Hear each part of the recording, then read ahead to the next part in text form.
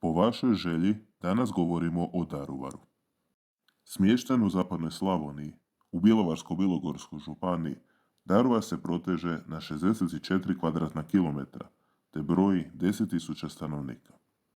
Očekivano, najbrojniju etničku skupinu u gradu čine Hrvati, no zanimljivo je da su čak petina stanovništva Česi, zbog čega je Daruvar kulturno središte Čeha u Hrvatskoj. U antičko vrijeme Daruvar je bio političko središte plemena Jasa, te je uživao municipalno pravo. Još od tada Daruvar je poznat kao termalno lječilište, a u gradu i danas djeluju Daruvarske toplice.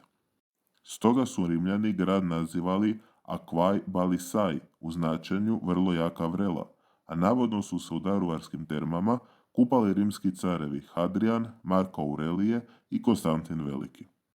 Tijekom antike i srednjega vijeka termalna voda naročito se cijenila u tretmanu izlječenja ženske neplodnosti, o čemu svjedoče čak 3 crkve posvećene Blaženoj djevici Mariji.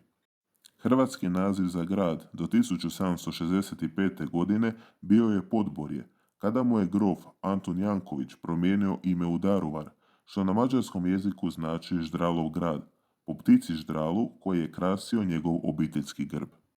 Barokni dvorac Janković najvažnija je znamenitost Daruvara.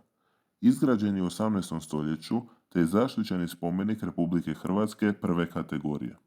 Putopisac Friedrich Wilhelm von Taube za dvorac je napisao: "To je dvor najljepši u cijeloj kraljevini, pa se ne bi trebao ni u Beču sakrivati." U perivoju dvorca nalazi se najveće i najstarije stablo ginko biloba u Hrvatskoj, koji je 2019. godine proglašen hrvatskim stablom godine. Pozivamo vas da posjetite ovaj najuređeniji mali grad kontinentalne Hrvatske, te da nam u komentar napišete koji grad da sljedeći predstavimo.